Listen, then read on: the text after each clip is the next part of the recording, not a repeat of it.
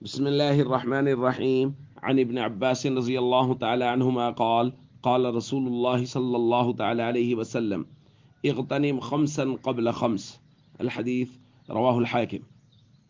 نبی کریم صلی اللہ علیہ وسلم نے ارشاد فرمایا، پانچ چیزوں کو پانچ چیزوں سے پہلے غنیمت جانو۔ پھر تفصیل بیان کرتے ہوئے ارشاد فرمایا، شبابک قبل حرمک، اپنی جوانی کو اپنی بڑھاپے سے پہلے غنیمت جانو۔ وصحتک قبل سقمک، اور اپنی صحت کو اپنے مرض سے پہلے غنیمت جانو۔ وغناک قبل فقرک، اور اپنے غنا مالداری کو اپنے فقر سے پہلے غنیمت جانو۔ اور فرمایا وفراغک قبل شغلک، اور اپنی فرصت کو اپنی مصروفیت سے پہلے غنیمت جانو۔ وحیاتک قبل موتک، اور اپنی حیات کو اپنی موت سے پہلے غنیمت جانو۔ دوستو، غنیمت جاننے کا مطلب یہ ہے کہ اس سے فائدہ اٹھاؤ، جتنا اس سے فائدہ اٹھا سکو، سستی نہ کریں، غفلت نہ کریں، کاہلی نہ کریں۔ اگر جوانی اللہ نے دی ہے تو جوانی کو عبادت میں صرف کریں، لوگوں کی خدمت میں صرف کریں، نہ کہ لوگوں کی عزتیں اتارنے میں اور خدا نخواستہ لوگوں کے گھروں میں جھانکنے پر خرچ کریں۔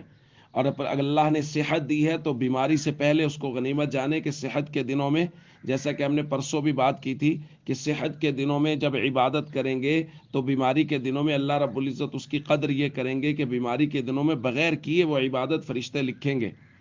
اور مالداری کو فقر سے پہلے کہ مالداری کے دنوں میں اللہ کے راستے میں خوب خوب خرچ کر لیں، اور فرصت کو مصروفیت سے پہلے کہ فرصت کے دنوں میں اللہ کو خوب راضی کر لیں، اور اپنی حیات کو موت سے پہلے کہ موت سے پہلے موت کے بعد آنے والی زندگی کی بھرپور تیاری کر لیں، چونکہ اصل زندگی تو وہی ہے جو موت کے بعد ہے۔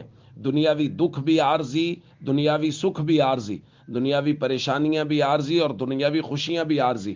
اصل خوشی، اصل سکھ، اصل چین وہ ہے جو قیامت میں اور قیامت کے بعد جنت میں حاصل ہوگا۔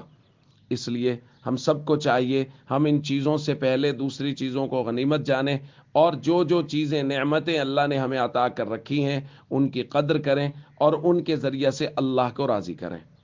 السلام علیکم ورحمۃ اللہ وبرکاتہ۔